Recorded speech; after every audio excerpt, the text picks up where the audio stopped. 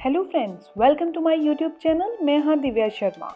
ਇਹ ਸਿਗਰਟ ਦਾ ਧੂਆਂ ਜਿਹੜਾ ਧੀਰੇ ਆਪਣੇ ਫੇਫੜਿਆਂ ਨੂੰ, ਆਪਣੇ ਲੰਗਸ ਨੂੰ ਖਰਾਬ ਕਰਦਾ ਪਿਆ, ਇਹ ਨਾ ਕੇਵਲ ਆਪਣੇ ਲੰਗਸ ਵਾਸਤੇ, ਆਪਣੇ ਫੇਫੜਿਆਂ ਵਾਸਤੇ ਨੁਕਸਾਨਦਾਇਕ ਹੈ, ਬਲਕਿ ਆਪਣੇ ਦਿਲ ਯਾਨੀ ਹਾਰਟ ਵਾਸਤੇ, ਦਿਮਾਗ ਵਾਸਤੇ ਤੇ ਨਸਾਂ ਨੂੰ ਵੀ ਕਮਜ਼ੋਰ ਬਣਾਉਣ ਵਾਸਤੇ ਜ਼ਿੰਮੇਵਾਰ ਹੈਗਾ। ਅੱਜ ਮੈਂ ਤੁਹਾਨੂੰ ਦੱਸਣ ਜਾ ਰਹੀ ਹਾਂ, ਸਿਰਫ 3 ਦਿਨ ਕਾਫੀ ਹੈ ਫੇਫੜਿਆਂ ਦੇ ਵਿੱਚ ਸਾਰੇ ਸਿਗਰਟ ਦੇ ਅਸਰ ਨੂੰ ਖਤਮ ਕਰਨ ਵਾਸਤੇ। ਜੋ ਵੀ ਲੋਕ ਸਿਗਰਟ ਪੀਣਾ ਸ਼ੁਰੂ ਕਰਦੇ ਨੇ, ਉਹ ਸਟਾਰਟਿੰਗ ਤੋਂ ਤਾਂ 1 ਜਾਂ 2 ਸਿਗਰਟਾਂ ਸ਼ੌਕ ਨਾਲ ਪੀਂਦੇ ਨੇ, ਲੇਕਿਨ ਆਹ ਸ਼ੌਕ ਕਦੋਂ ਉਹਨਾਂ ਦੀ ਆਦਤ ਬਣ ਜਾਂਦਾ ਹੈ, ਯਾਨੀ ਕਿ ਉਹ ਸਿਗਰਟ ਤੋਂ ਬਿਨਾਂ ਰਿਹਾ ਹੀ ਨਹੀਂ ਜਾਂਦਾ, ਉਹਨਾਂ ਨੂੰ ਪਤਾ ਹੀ ਨਹੀਂ ਚੱਲਦਾ। ਲੇਕਿਨ ਇਸ ਤੋਂ ਪਹਿਲਾਂ ਇੱਕ ਚੀਜ਼ ਹੋਰ ਦੱਸਣਾ ਚਾਹੂੰਗੀ, ਜਦੋਂ ਵੀ ਤੁਸੀਂ ਸ਼ੌਕ ਨਾਲ ਜਾਂ ਆਦਤ ਨਾਲ ਸਿਗਰਟ ਪੀਂਦੇ ਹੋ ਤੇ ਉਦੋਂ ਆਪਦੇ ਬਾਰੇ ਨਹੀਂ, ਬਲਕਿ ਆਪਦੇ ਪਰਿਵਾਰ ਬਾਰੇ ਸੋਚਿਆ ਕਰੋ ਕਿ ਕੋਈ ਤੁਹਾਡੇ ਕਰਕੇ ਜੀ ਰਿਹਾ, ਇਸ ਕਰਕੇ ਇਹਦੀ ਜਾਨਲੇਵਾ ਚੀਜ਼ ਨੂੰ ਪੀਣ ਦਾ ਜਾਂ ਅੰਦਰ ਇਨਟੇਕ ਕਰਨ ਦਾ ਕੋਈ ਫਾਇਦਾ ਨਹੀਂ ਹੈ।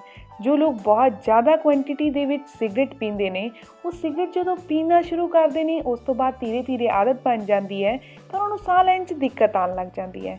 ਜਦੋਂ ਵੀ ਉਹ ਕੋਈ ਭਾਰਾ ਕੰਮ ਕਰਦੇ ਨੇ ਜਾਂ ਪੌੜੀਆਂ ਚੜ੍ਹਦੇ ਨੇ ਤੇ ਉਹਨਾਂ ਦਾ ਸਾਹ ਫੁੱਲਣ ਲੱਗ ਜਾਂਦਾ ਹੈ। ਅੱਜ ਮੈਂ ਤੁਹਾਨੂੰ ਦੱਸਣ ਜਾ ਰਹੀ ਹਾਂ ਕਿ ਤੁਸੀਂ ਆਪਦੇ ਲੰਗਸ ਨੂੰ ਡਿਟੌਕਸ ਕਿਵੇਂ ਕਰ ਸਕਦੇ ਹੋ, ਉਹਦੀ ਸਾਰੀ ਗੰਦਗੀ ਨੂੰ, ਸਿਗਰਟ ਦੀ ਸਾਰੀ ਗੰਦਗੀ ਨੂੰ ਬਾਹਰ ਕਿਵੇਂ ਕਰ ਸਕਦੇ ਹੋ, ਲੇਕਿਨ ਉਹਦੇ ਨਾਲ ਤੁਹਾਨੂੰ ਸਿਗਰਟ ਵੀ ਛੱਡਣੀ ਪਏਗੀ। ਇਹਦੇ ਵਾਸਤੇ ਤੁਹਾਨੂੰ ਜ਼ਰੂਰਤ ਹੈ 1 ਗਿਲਾਸ ਪਾਣੀ ਦੀ। 1 ਗਿਲਾਸ ਪਾਣੀ ਦੇ ਵਿੱਚ ਤੁਸੀਂ ਅੱਧਾ ਚਮਚ ਮੁਲੱਠੀ ਪਾਊਡਰ ਨੂੰ ਬੋਇਲ ਕਰ ਲਓ, ਯਾਨੀ ਤੁਸੀਂ ਇੱਕ ਡਰਿੰਕ ਤਿਆਰ ਕਰ ਲਿਆ ਜਿਹਨੂੰ ਆਪਾਂ ਮੁਲੱਠੀ ਦਾ ਪਾਣੀ ਕਹਿ ਸਕਦੇ ਹਾਂ। ਇਹਦੇ ਵਿੱਚ ਤੁਸੀਂ ਅੱਧਾ ਚਮਚ ਲੈਮਨ ਜੂਸ ਮਿਕਸ ਕਰ ਲਓ, ਯਾਨੀ ਨਿੰਬੂ ਦਾ ਜੂਸ ਮਿਕਸ ਕਰ ਲਓ। 1 ਚਮਚ ਇਹਦੇ ਵਿੱਚ ਜਿੰਜਰ ਜੂਸ ਯਾਨੀ ਕਿ ਅਦਰਕ ਦਾ ਜੂਸ ਮਿਕਸ ਕਰ ਲਓ। ਇਸ ਤੋਂ ਇਲਾਵਾ ਤੁਸੀਂ ਇਹਦੇ ਵਿੱਚ 1.5 ਚਮਚ ਦੇ ਕਰੀਬ ਹਨੀ ਯਾਨੀ ਕਿ ਸ਼ਹਿਦ ਮਿਕਸ ਕਰਨਾ ਹੈ।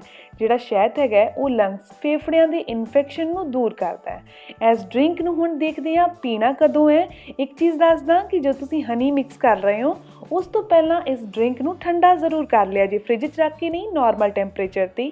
ਹੁਣ ਆਪਾਂ ਦੇਖਦੇ ਹਾਂ ਕਿ ਇਸ ਨੂੰ ਤੁਸੀਂ ਪੀਣਾ ਕਦੋਂ ਹੈ।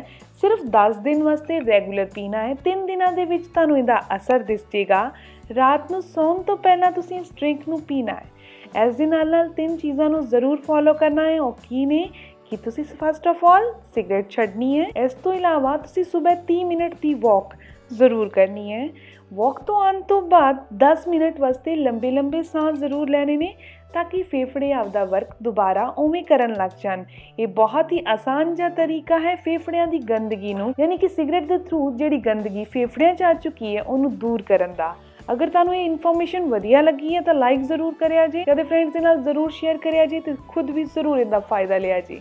ਜੇ ਹਲੇ ਤੱਕ ਤੁਸੀਂ ਮੇਰੇ ਚੈਨਲ ਨੂੰ ਸਬਸਕ੍ਰਾਈਬ ਨਹੀਂ ਕੀਤਾ ਤਾਂ ਸਬਸਕ੍ਰਾਈਬ ਕਰ ਲਓ, ਤਾਂ ਕਿ ਮੇਰੀ ਆਉਣ ਵਾਲੀ ਵੀਡੀਓਜ਼ ਦੀ ਇਨਫੋਰਮੇਸ਼ਨ ਤੇ ਉਹਦੇ ਅਪਡੇਟਸ ਤੁਹਾਨੂੰ ਮਿਲਦੇ ਰਹਿਣ। ਮਿਲਦੇ ਹਾਂ ਆਪਾਂ ਨੈਕਸਟ ਵੀਡੀਓ ਦੇ ਨਾਲ। ਉਦੋਂ ਤੱਕ ਵਾਸਤੇ ਗੁੱਡ ਬਾਏ।